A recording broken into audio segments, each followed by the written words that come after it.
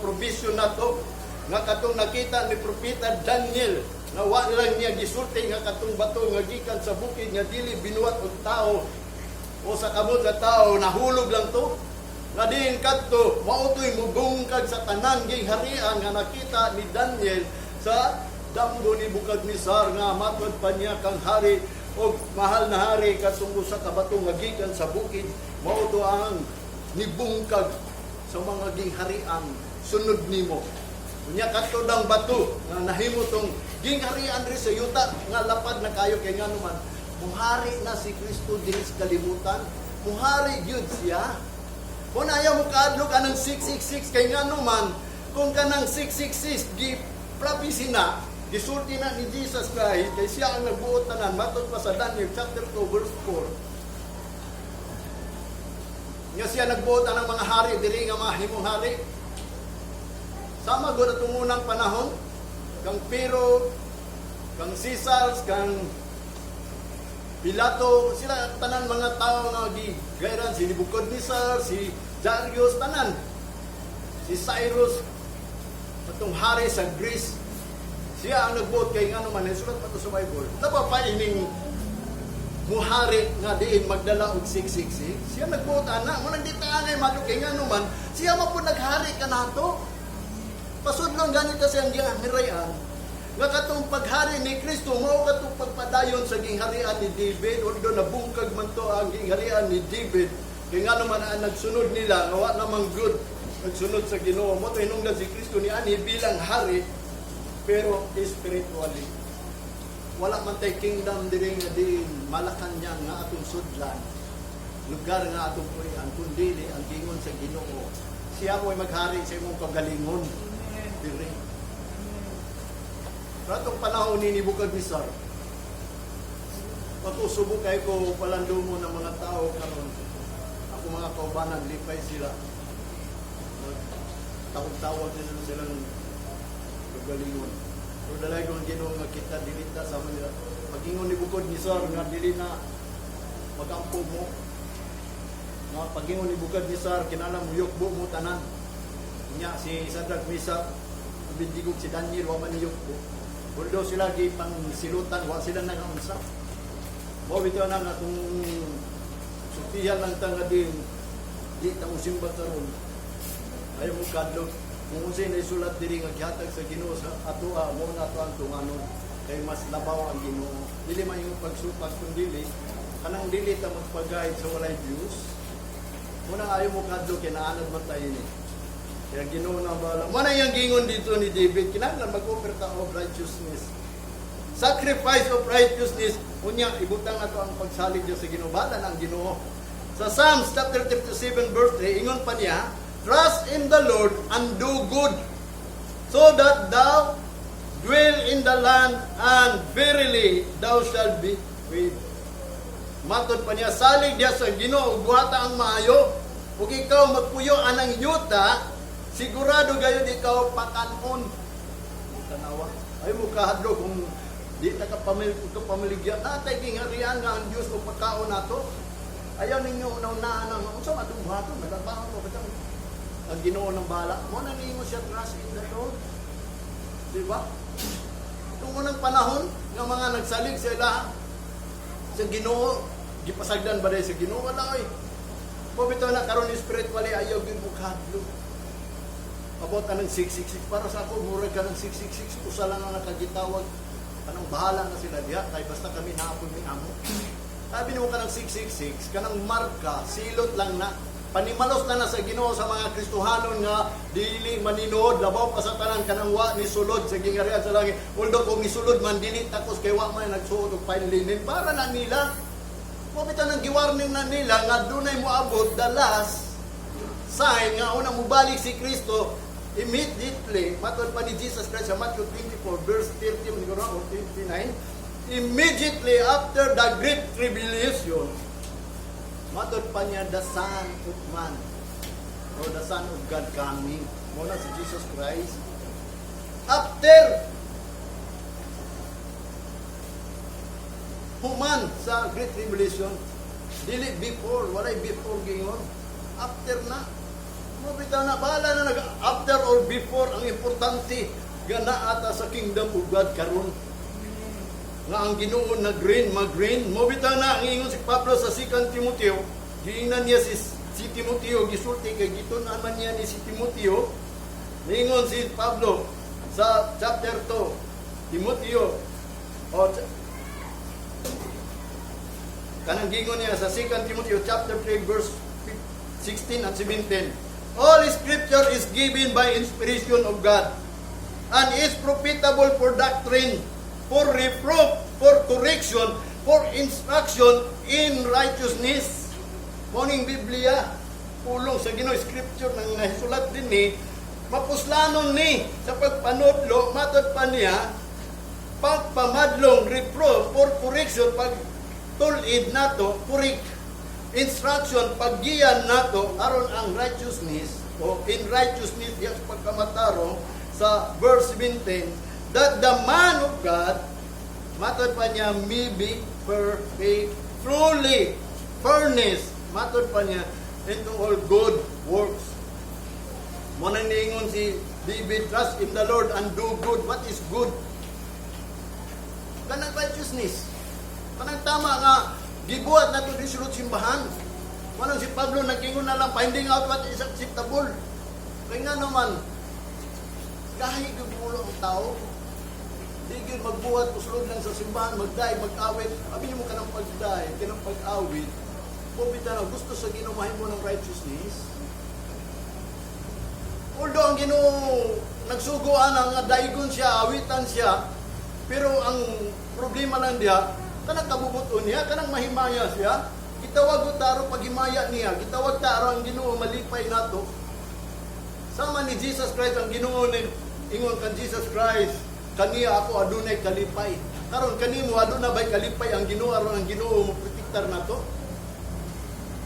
Wala yang gingon kanang scripture, reproof na, correction, instruction in righteousness. Mo na ang mga pulong sa Ginoo nga sulat diri.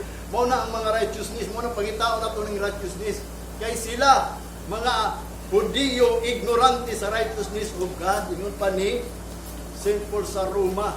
Kay nga naman wala sila nag-submit sa righteousness sa Ginoo. Kita karon nag-submit bata sa righteousness sa Ginoo. Kinsa may nagsulti ninyo og righteousness?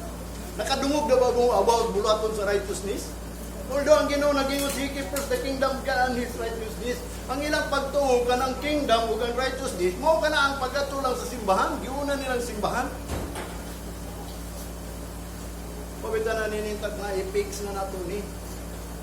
Pag kinanglan may baw na yun mo, what is ganang righteousness? Kababaw mo sa ng righteousness, di apag yun, isulti ninyo si Jesus Christ mismo, nagtudlo ini, ibaliwala na ang yung righteousness. Ingo pa niya din sa Roma.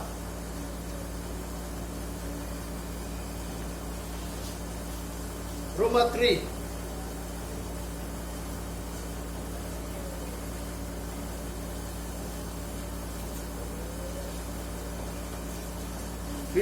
to 26.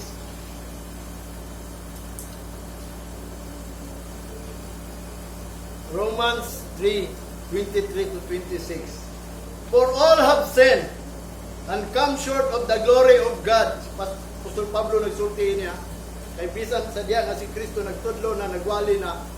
Sa diya nga niabot si Apostol Pablo, giingnan ng Japon niya, o kamong tanan nakasala, nawat-an mo sa himaya sa Dios. Kay ngano bisag nagsunod sila kang Kristo, wala nila nabuhat ang paghimaya diha sa Ginoo. Walang giingon ni Pablo dito sa Roma chapter 1. Although they know God, but they did not glorify as God.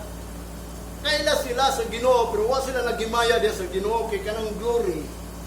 Wala ang gitawag og work of righteousness. 24.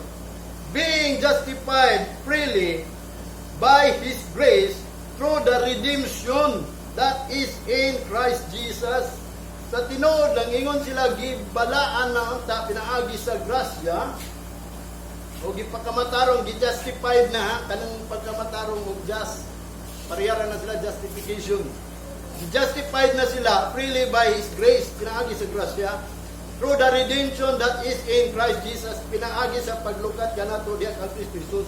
Sa verse 25, whom God hath set forth to be a propitiation through faith in His blood, to declare His righteousness for the remission of sin that are past through the forbearance of God, to declare, I say, at this time His righteousness, that He might be just and the justifier of him which believeth in Jesus Christ. Tanawa. Kana si Kristo, nag-justify na nato. May tungod sa righteousness. Nga araw kita mahimot ang just. Kanang righteousness, mo na atong tunan diya kang Kristo. Kay kanang righteousness is matod pa niya dinhi for the remission of sin. Kanang paghugas, kanang remission, paghugas lang ba? Matod pa sa dictionary, kanang remission, kanang gikuhaan lang ang atong gamay sala. O ang mga sala na ito, gikuhaan lang ba? Di pagkagamay ba? Ingo pa sa dictionary, kanang ang bugat na itong gibuhat sa Ginoo, iyang gipagkagamay. Although di man ta hingpit, pabitan lang si Apostol Pablo, miingon sa diyan, maabot na ganay ng hingpit kini natong pagkadili, hingpit mo wala na ni. Mabitaw na, bisan dilit na hingpit kayo, basta na kay balo lang ta, mapagyas man ta, pero maugyo na atong buhaton. Makasala man yun ta, di ba? Kay kanang remission, kanang righteousness, maula na ang pagbuha sa imong daghan kayo mga buhat nga dili mao. Mabitaw ng mga unrighteousness. Nga naman, ang mga Hudiyo sa tunood lang mga unrighteousness na sila. Kaya wa man sila nag-submit sa righteousness sa Ginoo. Wala ignorante man gud sila sa righteousness sa Ginoo. Kaya nga naman, si Jesus Christ mo ay nagtudlo sa righteousness. Di man sila mudawat kang Kristo. Kita ni dawat kang Kristo, pero wa ta na ba justify sa righteousness? Wala pa nakuhaan ni ato ang mga buhat. Muna akong gingon sa ato na kung atong sabto ning pagpangalaga dia sa Ginoo, labi na tinuod ang Ginoo buhi, bumalik na siya. Patakabalo hantod. Ano sa mo bitaw na ako mingon yung pangandam na lang mo bitaw na gitudo na ko ni sa diyang mababot na galing ng time extension of grace o extension of mercy kanang gipa-additionalan pa niya ang iyang kaluoy nato nga gisulat gipapisi ni Isra. Mo na to pamayon nga maandam kita sa Ginoo. Ko bitaw nga gipadala ni pandemic pestilence sa tinuod lang usa ni kabutang nga gintalag sa una. Sa atong pagkaila kang Kristo Jesus pila ta katuig na. Kanus ata ni dawat, kanus amo ni dawat. Di baliwala lang nato to. Wala lang ta nangita sa righteousness. Di baliwala na to, gi-ignore na tong righteousness sa Ginoo. Which is mo din na ang fine linen. Nga din ka ng righteousness, wala yung mga pastor nagtudlo, anak mo na karon magtudlo yung ninyo, what is righteousness? Kanang right pagkasimba ba? Unsa may righteousness sa pagkasimba? Kanang kinanglan bation nimo, kanang kamatuoran kay ang Ginoo, ingon pa ni Jesus Christ, nagapangita sa mga nagasimba niya atong mga tao nga nagasimba sa espiritu kamaturan. Kanang espiritu pagbati na kay kung wala kay espiritu wa kay pagbati, patay ka. Unya man nagipangita sa amahan ingon ni Jesus Christ kanang naay pagbati. O kamaturan kanang tinuod jud ba nga simba? Unsa man gyud tinuod nga simba? Kaning simbahan wani lang pagday pag-awit mo pa din ang pagsimba. Dili na mao. Although simbahan ni, unya sama nimo pagsimba. Mabitaw na ka sa sinugdanan, niingon si Jeremiah, agi mo o balik mo sa dating daan kaya mga pamaagi atong una, mao to gyud ang pagsimba, gyud sa pagsimba. Ang mga Israelite ipagawa sa Ehipto, matod pa ni Moses, aron maga-sacrifice mi dito. Mag-sacrifice ba sa Ginoo ba? Pagawason daw ta, diinan niya ang mga bitawag og mga Hudiyo. Pagawason ta sa Ginoo diri sa kamot ni Moses aron magbaktas ta tulo ka adlaw niya adto ta sa kamingawan maghalad ta sa atong buhi nga Dios. Halad dili simba. Bisan si Abraham gipangutana siya samtang ang Ginoo nag-ingon siya kay ang Ginoo nag-promise niya kay si Sarah baog man di man manganak ni abot na lang 90 wagid nanganak. Namatod pa niya nga si Abraham, gisaaran mo ta, mahimong father sa tanang nasod niya, kaya may anak, saon na lang. Pero kay saan na sa Ginoo mo, ito inungdan, gibisitahan siya manulunda aron pagtuman sa saad sa Ginoo, gadiin si Sarah, mga anak. Nagkatawa si Sarah, kay tiguang na. Hantod nga nahitabo, Nga di nalipay si Abraham, yung katong yung anak ni Abraham sa pikas niya ang asawa, nga sa iyang buwan, kay himo to niya nga di mudug daw, ingon pa ni Sarah nga, pagdulog atong imong katabang aron makabatong kag anak, kay mao man ay promise sa Ginoo nimo na kay anak, nga wala kay anak. Sa diya nga ang Ginoo nagyud nagatag og promise ngadto kang Sarah nga mga anak, iya nagipalayas tong anak sa iyang maid. Muna nga ayaw mo kabala ka abot ng minyo. Kabalatin ninyo ang pagtawag sa Ginoo nato. Si Apostol Pablo nag-ingon gayon. Walay kaso diri kami nyo nato bisag kun sa panay nahitabo nga ang importante ang Ginoo nagtawag nato didto sa langit. Kung una nato na atong kahimtang sa pagkaminyo. Kadagay ang mga tao sa Ginoo tunguna si Solomon pila man kayang asawa. Si Jacob nahimong 12 tribes, upat ka asawa. Although di man to niyang asawa ang duha, maid man to ni Jacob sa kang Raquel o kang Leah, katong nahimong 12. Mo bitaw na nga ayaw pagunaw na nga kaso gikasaba mo na usa mo pagkakasal. Ang importante karon akong ingon gi-invite mo sa Ginoo para sa langit.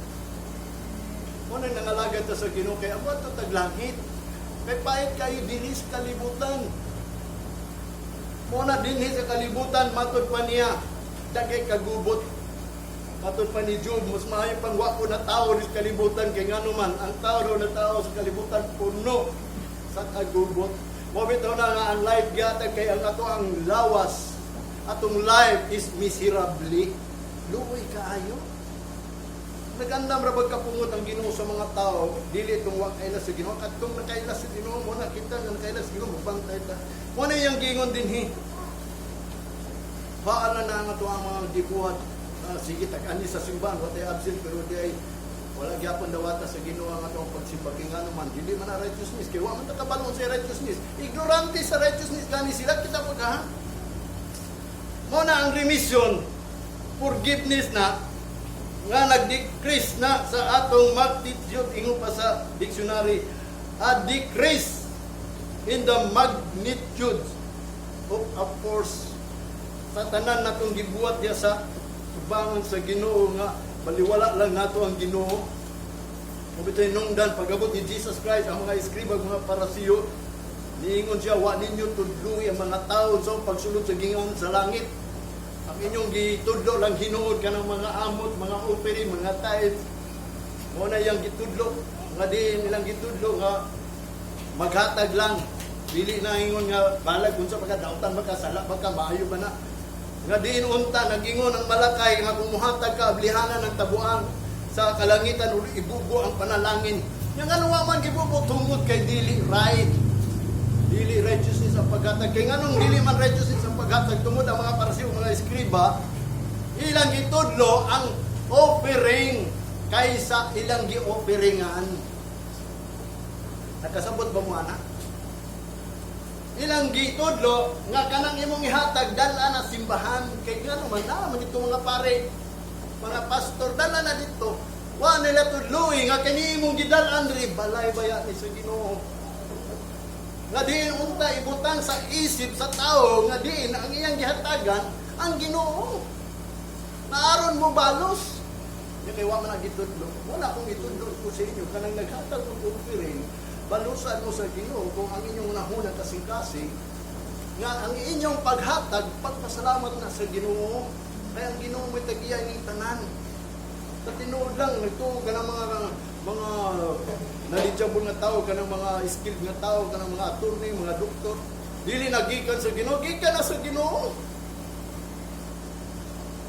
Siya gani makapahimog. Kanang ang tao mabuang, di ba? Katulang niya Tower of Babel, ang ngalan sa Babel, confusion, compound, gipungkag niya ang nahula sa tao, mga panultiyon sa tao, mga makahimo ang tanan ng Ginoo.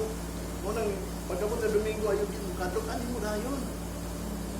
Iya man ni sa Ginoo. Sayo ta, sayo gid ang gingon di sa Biblia sayo. Kay kanang sayo naman ko di ang sign sa willingness, faithfulness, loyalty, sincerity. Diya sa Ginoo labaw sa tanan kung nakay pagtuo, faithful. Ang Ginoo mo panalangin sa mga faithful. He is faithful to those who are faithful in Him. Matinudanon siya, niya itong tao nga matinudanon kaniya. Mabito na, bisag ka mo maglimpyo lang din, tinutuan ninyo. Ayaw ina nga naglimpyo lang mo, naglimpyo mo diri, kaya nga naman, araw makapangandam mo sa pagdaig sa Ginoo. Maghalad, kaya ang ato yung trabaho bilang anak sa Ginoo, maghalad. Kung na kamo mga ginikanan, ang mga anak ninyo, wapa man ay nalit, mag-una mo. Kaya diya, gikan ang tubig, magagula ang spring. Ang giingon dito sa Ecclesiastes, ang usa ka taong Kristohanon, ang iyang mga bunga, mahimong Kristohanon. May spring, ang spring ba, nagagula ninyo ba? The spring of living water, nga di nakaila ka, nakadawat ka kang Kristo, kinadiya ang pulong ng spring of living water. Udagay day na, ngadto si mong panimalay. Bisa nga mga anak di pa nakasabot, pero i-bless na, kaya nga naman, i-bless ka. Ay, pa man na sila nakabalo sa buhato. Una na ikaw yung ginikanan pag-una yun. Una ang makaiba na, kung sa gingon sa Ginoo, first knowledge sa asawa, submit to your husband. Kung ikaw anak, honor your father and mother. Kung ikaw father, iya sa Ginoo, mo nang gingon, ikaw ang head sa panimalay. As Christ is the head of the church. Sibot pasabot ni Kristo, mahimo ko kang head of the church. Mga lagad yun ka. Wala, kung wak man kay bana ng alagad, wak man kay mama ng alagad, papa ng alagad, mo nang gingon ni Solomon, bisag wala kay amahan, o ginahan na higugman nimo. Ang Dios na higugman nimo, mo nang gingon ni Solomon. Ko bitaw na ninitag na ato ginisgutan ning righteousness. Kining righteousness mo niya kung salvation. Ang righteousness na to naara diri di na pwede mo gawas. Nga ang mga pastor magtudlo dito ako nabasahan kinahanglan ang mga alagad sa Ginoo. Mga ministro magsuwat og righteousness. Una, sa pagsulti nila righteousness sa mga tao na wag ganit sila righteousness. Kung hindi sila kasulti, kaya wala sila kabaon sa righteousness. Siguro, wala sila nagbasa about ang righteousness. Sa di pa mo balik ang Ginoo, mahibaw na nato ni tanan kay dili gusto ang Ginoo nga ang mga tao moadto langit na adunay kulang usa ang James chapter 2 verse 10 bisan pag natuman nimo ang tanan niya nang lapas nimong isa ang tawag sa Ginoo na malinapason ka. Anang dili gyud tugot ang Ginoo nga naatay malapason dili malapas. Although dunay mga pulong nga kita dili man mahingpit. Wa bitan ang ningon na lang siya. Kanang love covered all sins nato. Kung doon natay gugma, tabunan natin tanang sala. Kung doon natay gugma, kanang gugma diya sa Ginoo, gugma diya sa atong tao ngayon. Anong gugma nato sa tao na, ayun,